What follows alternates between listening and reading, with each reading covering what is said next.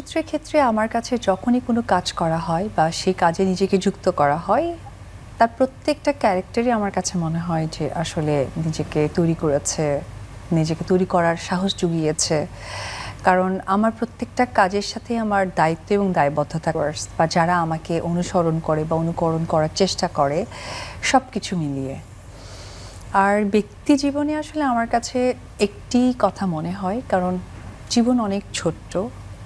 এই ছোট্ট জীবনে আমি আসলে কি রেখে যাচ্ছি বা কি রেখে যাব, ওটুকুই থেকে যাবে, ভালো বা মন্দ যেটাই বলি না কেন।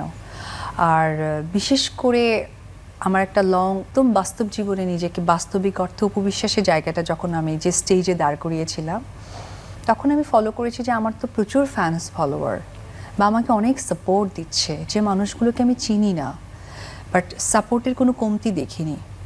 তখন এই দায়িত্ব আর দায়বদ্ধতা আরও দ্বিগুণ হয়ে যায়।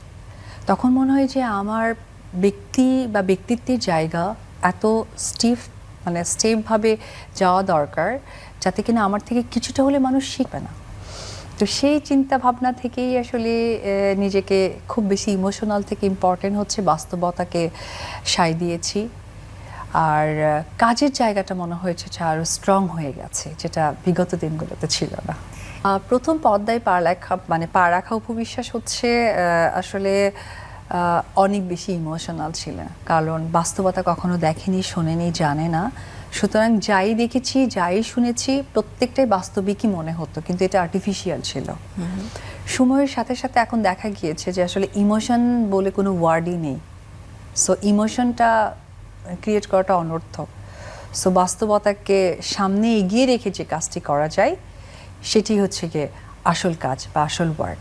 সো এটাকে ইমোশন বলবো নাকি বাস্তবতা বলবো, আই ডোন্ট নো। তবে শুরুতে অনেক বেশি ইমোশনাল ছিলাম, যেটা বয়স, বিবেচনা, পারিপার্শ্বিক এবং শেখার জায়গাটা কম ছিল।